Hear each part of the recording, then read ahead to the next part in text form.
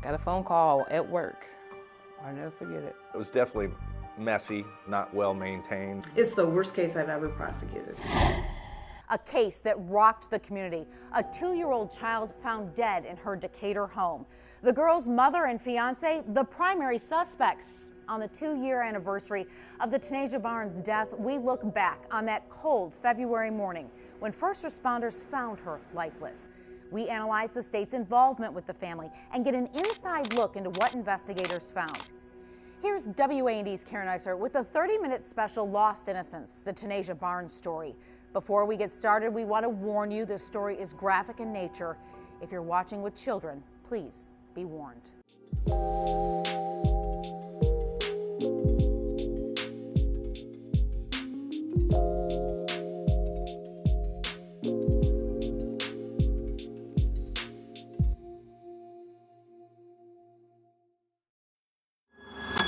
It was frigid cold, but winters in central Illinois can get brutal, especially in February.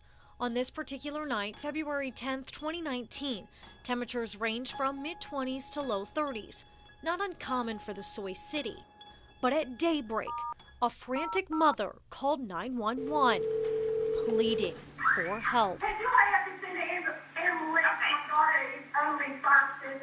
Right now. What first responders found was chilling. It left many wondering what went wrong and what happened before that call. Overall, she was a happy baby. She was a happy little toddler. Normal toddler, liked to play, loved to be outside. It was her smile that many loved most. Oh, she had a beautiful smile. She had a one-of-a-kind smile. And she's always smiled. It didn't take a lot to make her happy. Yep. Tanisha Barnes' life was far from typical. The 2-year-old was in foster care and bounced back and forth from her mom to her dad's house. But one thing was for certain. She was loved by those who wanted to take care of her. She wanted somebody to be around also. She wanted that love and that cares. You know, she thrived for that, you can tell. Aisha Dean was Tanisha's foster mom for 2 months. A short time, but long enough to make a lasting impact. Once they step in the foot in their door, they're mine, you know, until they go back home. Home, the place where just 7 months later, Tanisha's warm smile turned cold. I went in her room to give her something to eat, and she just wasn't. She was just laying on the floor, and I tried to wake her up. February 11th, 2019, 8 a.m. First responders rushed to a home on East North Street in Decatur for that call of an unresponsive child. As I was walking up to the front door was already open. And of course there's officers just inside the door. And Tanisha had already been taken to the hospital. Temperatures outside anywhere between high 20s and low 30s. Juvenile Detective James Wrigley walked through the house that morning. As I went into the house, I mean, it was noticeably cold, colder than it should be in a heated residence at that time of the year. And there was a distinct ammonia type smell. Some rooms in the house had no furniture and looked like no one lived there, while others told a different story. And then you would get to rooms that you could tell were used, like the kitchen and the upstairs. Tanisha lived with her mother, Tawanica Davis, her mother's fiance, Anthony Myers, and her infant stepbrother. While Detective Wrigley made his rounds here, not far from where we are at the Decatur Police Department, the mother and her live-in fiance were answering questions. I wouldn't say it was a murder investigation, but I mean, every time you're dealing with, especially a child, we treat it as if it is potentially a homicide. Back on East North Street, he made mental notes and took photos, but it was clear to Detective Wrigley something bad had happened here. Coming up, a toddler's room bare. The shocking details inside the house on East North Street. Plus, booked into jail. And it was just so crazy because that first thing you'd be like, I'm like, if y'all didn't want her, y'all could have left her with me. Who is responsible for the death of this toddler? When Lost Innocence, the Tanisha Barnes story returns.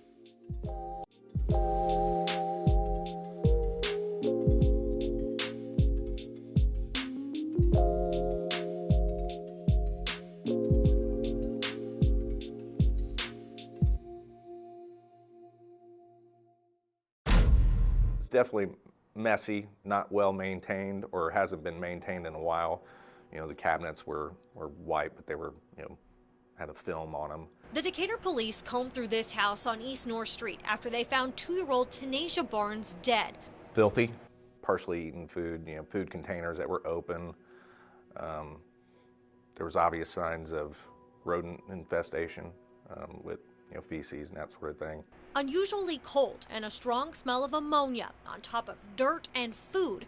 The toilets in the house were filled to the rim with a brown sludge. I would say just abnormally dirty in the rooms that were used. Tanasia's room was bare. No toys, just food scraps, feces, a bed with no sheets, and an empty vodka bottle, which was said to be used to give her water.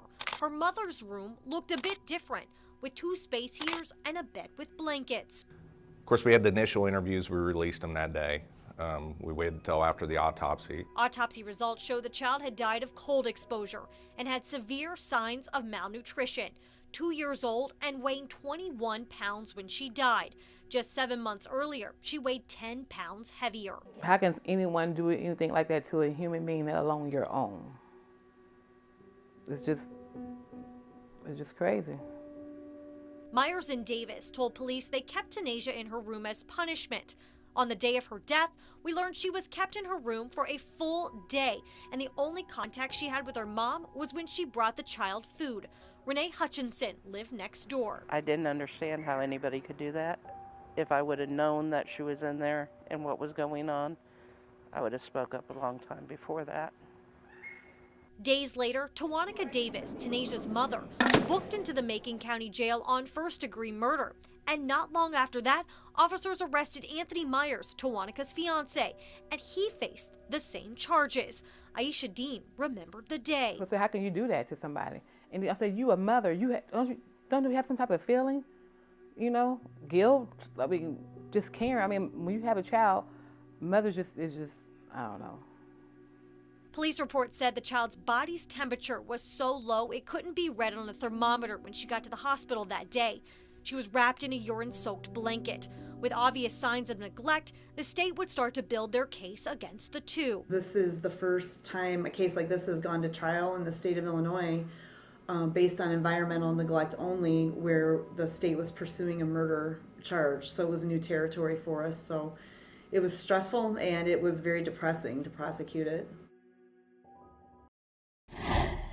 Still ahead, a DCFS investigation. The little girl was in a foster home. He told us that he was getting her back. The state's involvement with Tanasia, her mother, and biological father, plus a bombshell in the courtroom. It was very shocking.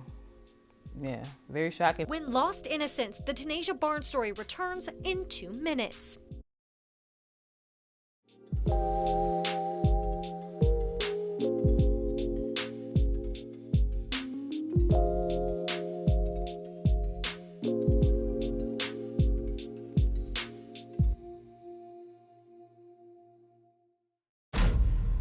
When we first got the case, the facts were unbelievable. We could not believe that this had actually happened. Assistant State's Attorney Nicole Kroenke remembered getting the case file on her desk. Tanasia was totally innocent.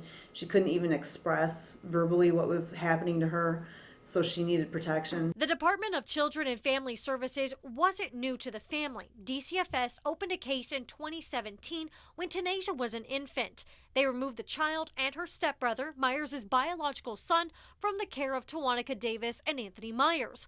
The couple completed their training and DCFS returned the children. But the state would be involved again with the family in March of 2018. The court placed Tanasia with her biological father, but a few short months later, a hotline call sent her back into foster care and under the supervision of Aisha Dean. She was kind of quiet, very quiet, you know. She wasn't clingy then, but as she got used to us, you know, she didn't ever cling away, but she was just, you know, how somebody is, okay, I know these people, you know, which she really didn't know us, but I say within a week or so, she was like, we couldn't put her down. During the time she was in foster care, Davis and Myers were required to take a 12-week program in order to get their kids back. Tests revealed later in court showed on a pretest Myers scored a passing grade on how to care for children. Tanasia's mother failed. However, with support from Webster Cantrell Hall and social workers, the two completed what was required of them to get their kids back, and DCFS closed the case with the family. 4 months later, Tanasia turned up dead. The facts of the case grew larger and larger, and more details came out about the living conditions and what ultimately killed the child. But 7 months after her death, a bit of justice would be served, as the child's mother, Tawanica Davis, would plead guilty, but she wouldn't do it without making a big impression. By Ms. Cronky, the defendant is present with Ms. Sanders. Noticeably pregnant, Davis pleaded guilty to killing her daughter and was sentenced to 20 years behind bars. It's just crazy, you know, why would you go through all this and do everything that you needed to do in order to get your child back, but then when you do, you let them suffer. Should nobody, no child, especially a child, suffer the way that Tanasia did. Before her death, only a handful of people knew of Tanasia, but now the entire state of Illinois knows who she is and what happened to her. When we return, the child's mother sentenced to prison. But what would a jury think of the man who claimed the 2-year-old as his own daughter? The jury's verdict is as follows. And later, action taken at the state level, the work lawmakers are doing in response to Tanasia's death. This is Lost Innocence, the Tanasia Barnes story. I will never, ever forget this case. This was clearly, you know, a situation that could have been prevented.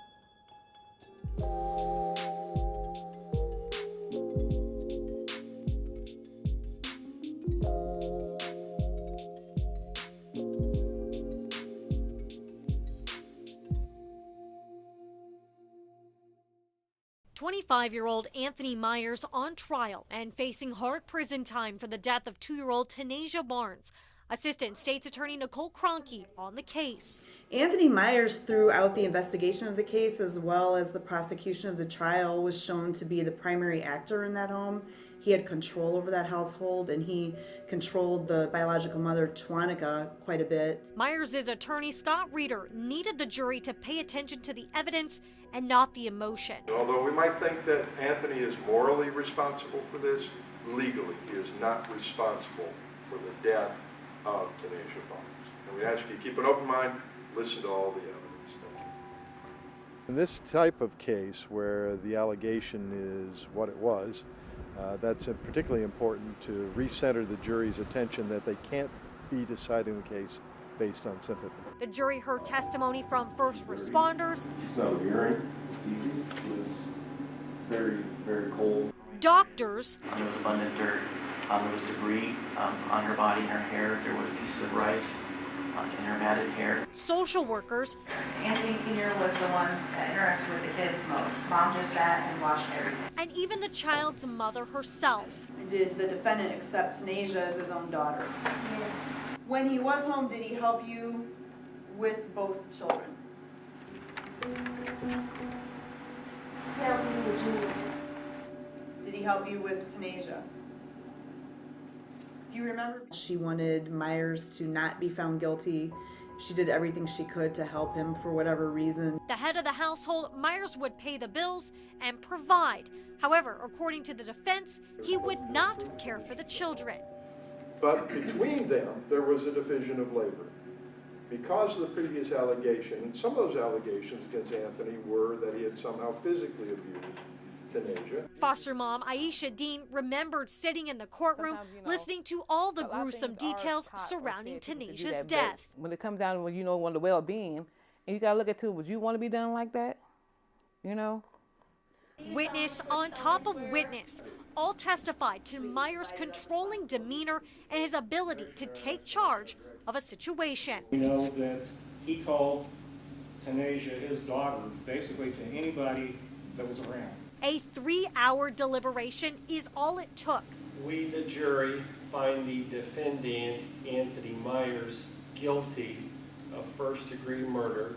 Guilty of first-degree murder. We met up with Tanasia's former foster mother moments after the verdict. They would never bring her back. You know, the horrific things that she had to endure, to go through, the things that happened to her, the ones she couldn't help, and grown ups couldn't help, and it would have been a different story. Another victory for Tanasia and the team that has been rooting for her since her death. But there's still more to this story. We hear from Myers himself. WAND cameras were the only ones in the courtroom to capture this. We all can agree that this is a tragic situation. The plea he had for the judge, and later shedding light on the abuse and neglect, the work lawmakers are doing to make sure this doesn't happen again. When Lost Innocence, the Tanasia Barnes story continues.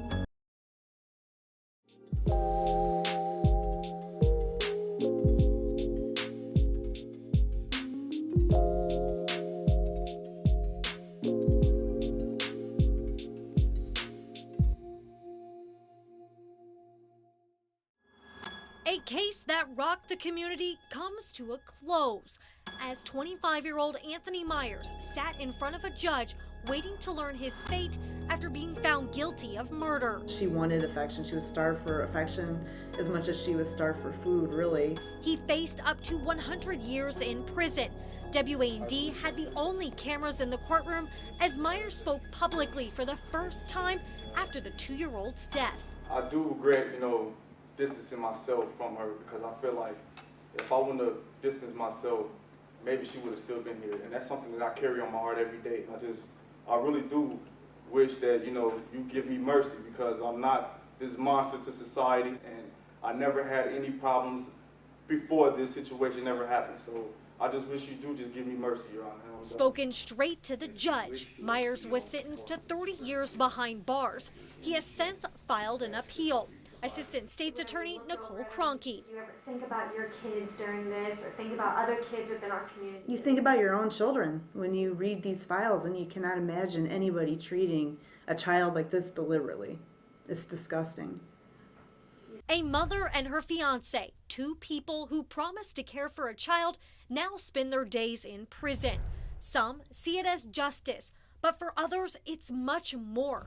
State Representative Sue Shear and members of the House's top child welfare committee examined if DCFS could have prevented her death. No single agency working alone can be expected to possess the expertise required to effectively eliminate all child abuse and neglect fatality. Lawmakers questioned the department's top leaders on their involvement with Tanasia and her family. State leaders hope new law changes are around the corner after the horrific death of Tanasia Barnes. Work is currently underway to enact new changes in caseloads, implementing new technologies, and working with the Department of Human Services. House Bill 1551 went into effect January 2020, and it's going to make more thorough home safety checks and doctor visits. We need to listen to our youth in care and alumni who have been through the system. There is no one who can better tell us what works and what doesn't work than those that we're trying to serve. And it all comes back to her, 2-year-old Tanasia Barnes. She had a bright future ahead of her. Aisha Dean knew. Even though it was a short time that we had her, we still had memories and done things together as a family with her. And now a memorial hangs in the room she stayed in at Aisha's house. The bright smile Aisha fell in love with won't be lost. So you always have a place in my heart no matter what. Yeah. As new foster children arrive at Aisha's house, the memory of Tanasia Barnes will live on.